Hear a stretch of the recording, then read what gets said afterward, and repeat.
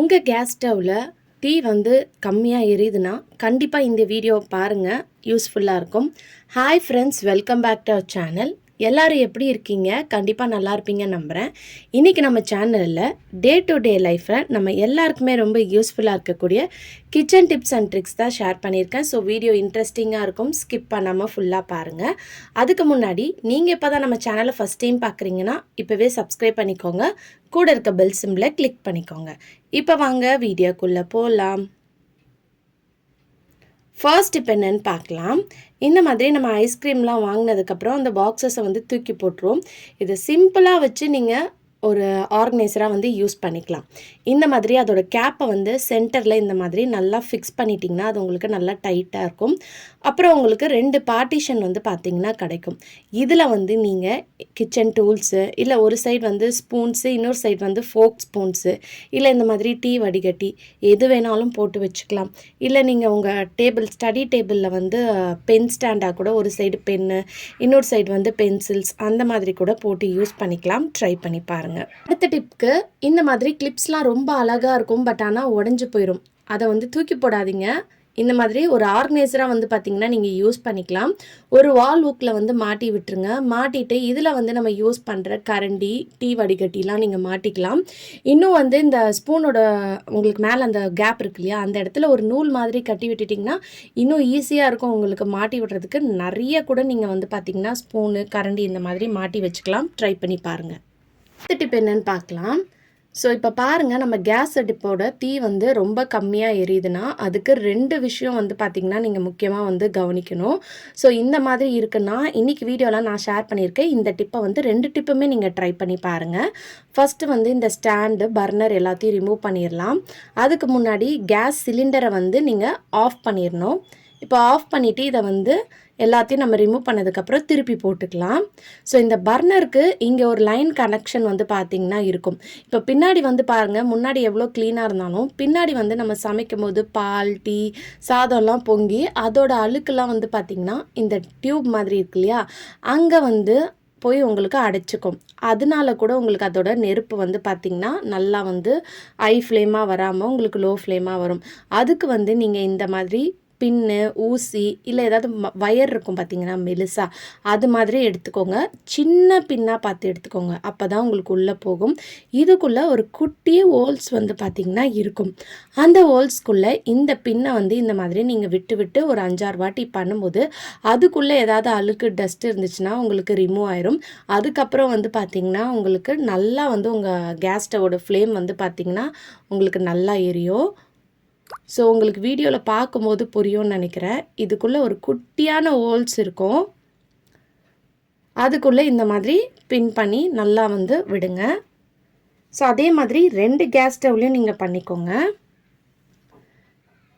இது பண்ணுறது மட்டும் இல்லாமல் நம்ம இது கூடயே வந்து பார்த்திங்கன்னா பர்னரையும் வந்து நம்ம மெயின்டைன் பண்ணணும். ஸோ இந்த மாதிரி பண்ணதுக்கப்புறம் நம்ம பர்னரில் கூட சாதம், சாம்பார்லாம் பொங்கி போய் அந்த ஹோல்ஸில் வந்து அடைச்சிருக்கோம் இல்லையா. ஸோ அதனால் வீக்லி ஒன்ஸ், அப்படி இல்லைன்னா 15 days ஒன்ஸ் ஆகுது, இந்த டிப்பை வந்து ஃபாலோ பண்ணிக்கோங்க. உங்கள் பர்னரையும் வந்து நீங்கள் க்ளீன் பண்ணிக்கோங்க. அதுக்கு வந்து நான் இன்றைக்கி ஒரு பர்னருக்கு மட்டும் தான் உங்களுக்கு பண்ணி காட்ட போகிறேன், டிஃப்ரென்ஸ் தெரியறதுக்காக. இப்போ பர்னரை வந்து ஒரு பாத்திரத்தில் போட்டுட்டு கொஞ்சமாக பேக்கிங் சோடா, இது கூட லெமன் ஜூஸ், அப்படி இல்லைன்னா வினிகர், இது 2த்தில் எதாக இருந்தாலும் நீங்கள் சேர்த்துக்கலாம். நான் வந்து இன்றைக்கி அந்த பர்னரில் இருக்கக்கூடிய அடப்பு மட்டும்தான் நான் எடுக்கிறதுக்கு க்ளீன் பண்ணுறேன். உங்களுக்கு பர்னரோட கலரே சேஞ்ச் ஆகணும்னு நினச்சிங்கன்னா இதை வந்து நீங்கள் ஃபுல்லாக ஒரு 5 hours வந்து நீங்கள் ஊற வச்சிட்டிங்கன்னா உங்களுக்கு அந்த பர்னரோட கலரே வந்து பார்த்திங்கன்னா நல்ல டிஃப்ரென்ஸாக சேஞ்ச் ஆயிரும். நான் ரொம்ப நேரம்லாம் வைக்கல, ஒரு 10 நிமிஷம் இந்த மாதிரி அதில் வந்து ஊற போட்டுட்டு, ஊற கூட போடல, அப்படியே வந்து பார்த்திங்கன்னா நான் க்ளீன் பண்ணி தான் உங்களுக்கு காமிச்சிருக்கேன். ஸோ இப்போ நம்ம லெமன் ஜூஸ் போட்டதுக்கப்புறம் அந்த லெமன் தோலை வச்சே நீங்கள் அந்த பர்னரை சுற்றி ஃபுல்லாக அப்ளை பண்ணி விட்டுருங்க. அப்ளை பண்ணிவிட்டு பழைய டூத் ப்ரஷ் இருந்துச்சுன்னா எடுத்துக்கோங்க. ஏன்னா உங்களுக்கு இதை வச்சு க்ளீன் பண்ணும்போது ஈஸியாக இருக்கும் க்ளீன் பண்ணுறதுக்கு. ஸோ இந்த மாதிரி அந்த நம்ம பேஸ்ட் ரெடி பண்ணி வச்சுருக்கோம் இல்லையா, அந்த பேக்கிங் சோடா, லெமன் ஜூஸ், அது உங்களுக்கு நம்ம அதில் பார்க்கும்போதே தெரியும். அந்த தண்ணி லெமன் ஜூஸோட கலரே வந்து பாருங்கள் சேஞ்ச் ஆயிடுச்சு.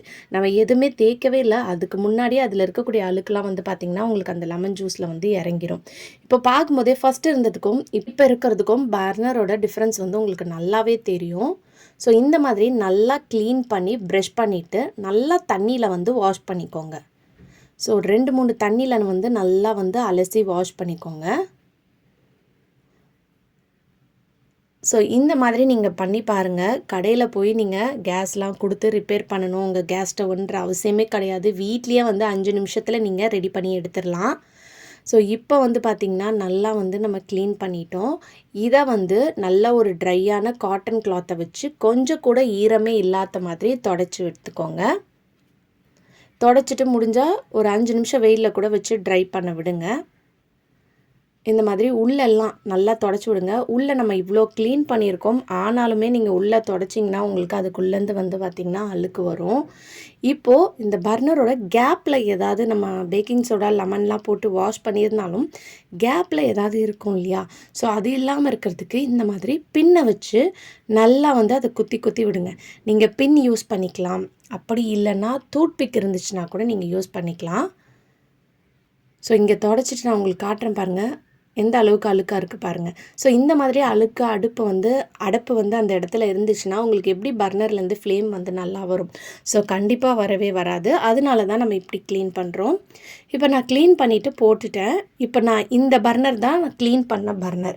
இதோட ஃபயர் பார்க்கும்போதே உங்களுக்கு புதுசாக எப்படி நம்ம கேஸ் வாங்கும்போது இருக்கும், அதோட கலரே வந்து பார்த்திங்கன்னா உங்களுக்கு நல்லா டிஃப்ரென்ஸ் தெரியும். பட் இந்த சைடு வந்து பாருங்கள் எப்படி இருக்குன்னு உங்களுக்கு பார்க்குறதுக்கு. ஸோ கண்டிப்பாக இந்த டிப் வந்து பார்த்திங்கன்னா எல்லாருக்குமே ரொம்ப யூஸ்ஃபுல்லாக இருக்கும். நம்ம காசு கொடுத்துலாம் செலவு பண்ணாமல் வீட்லேயே வந்து பார்த்திங்கன்னா நீங்கள் இந்த மாதிரி ரெடி பண்ணிக்கலாம். ஸோ பாருங்கள், ஸோ இன்றைக்கி வீடியோவில் நான் காட்டியிருக்க 2 டிப்பையும் நீங்கள் ட்ரை பண்ணுங்கள். அந்த பின்னாடி கேஸ் ஸ்டவ்வை திருப்பி போட்டுட்டு அதில் இருக்கிற அடப்பையும் எடுக்கணும், பர்னரையும் வந்து நீங்கள் க்ளீன் பண்ணணும். இந்த மாதிரி பண்ணும்போது உங்களோட ஃப்ளேம் வந்து பார்த்திங்கன்னா நல்லா ஹையாக இருக்கும். ட்ரை பண்ணி பாருங்கள். அடுத்த டிப்புக்கு நான் இங்கே கிளிப் தான் எடுத்திருக்கேன். ஸோ இந்த கிளிப்பை வந்து நம்ம ஒரு மொபைல் ஸ்டாண்டாக நீங்கள் யூஸ் பண்ணிக்கலாம். உங்ககிட்ட மொபைல் வந்து நீங்கள் கிச்சன்லேருந்து ஏதாவது பார்த்துட்டு சமைக்கிறீங்க, மொபைல் ஸ்டாண்ட் இல்லை அப்படின்னா அந்த டைமில் இந்த மாதிரி கிளிப்பை எடுத்துகிட்டு நீங்கள் வந்து இந்த மாதிரி மாட்டி விட்டுட்டு வச்சிட்டிங்கன்னா உங்களுக்கு இது ஒரு மொபைல் ஸ்டாண்டாக வந்து பார்த்திங்கன்னா இருக்கும். பட் கீழே வந்து பார்த்திங்கன்னா அந்த கிளிப் வந்து நிற்கிறதுக்கு வந்து ஈக்குவலாக இருக்கணும். அப்போ தான் வந்து உங்களுக்கு தரையில் வந்து ப்ளேஸ் ஆகும். அப்படியே நிற்கலைன்னா கூட நீங்கள் இதை இப்படி வச்சுட்டு செவுத்தோடமாக நீங்கள் சாஞ்சு வச்சிட்டிங்கன்னா அது பாட்டுக்கு இருக்கும். ட்ரை பண்ணி பாருங்கள். அடுத்த டிப்புக்கு இந்த மாதிரி கிராசரி ஐட்டம்ஸ்லாம் நம்ம யூஸ் பண்ணிவிட்டு அதை வந்து ஒன்று கிளிப்பு இல்லை ரப்பர் பேண்ட் போட்டு வைப்போம். அதுக்கு பதிலாக வாட்டர் பாட்டிலோட மேலே இருக்கிற அந்த மவுத் போர்ஷனை மட்டும் கட் பண்ணி எடுத்துக்கோங்க. எடுத்துட்டு நம்ம கவர் பாதி கட் பண்ணி வச்சுருப்போம் இல்லையா, அந்த இடத்துல வந்து இந்த மவுத் பார்ட்டை வந்து உள்ளே விட்டுருங்க. ஸோ இந்த மாதிரி உள்ளே விட்டுட்டு மொத்தமாக சேர்த்து ரப்பர் பேண்ட் போட்டுருங்க. போட்டுட்டு இதை வந்து நீங்கள் கேப் க்ளோஸ் பண்ணி யூஸ் பண்ணிக்கலாம். இதுக்கு வந்து நீங்கள் கண்டெய்னர் கூட தேவையில்லை.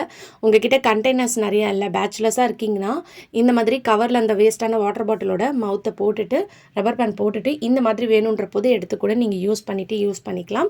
இல்லை நீங்கள் கிராசரி ரீஃபில் பண்ணுறதா இருந்தாலும் இந்த மாதிரி மெத்தடில் ஸ்டோர் பண்ணி வைக்கும் போது உங்களுக்கு ரொம்பவே ஹேர் டைட்டாகவும் இருக்கும், ஃப்ரெஷ்ஷாக இருக்கும், எந்த ஒரு பூச்சி வண்டு வராமல் இருக்கும்.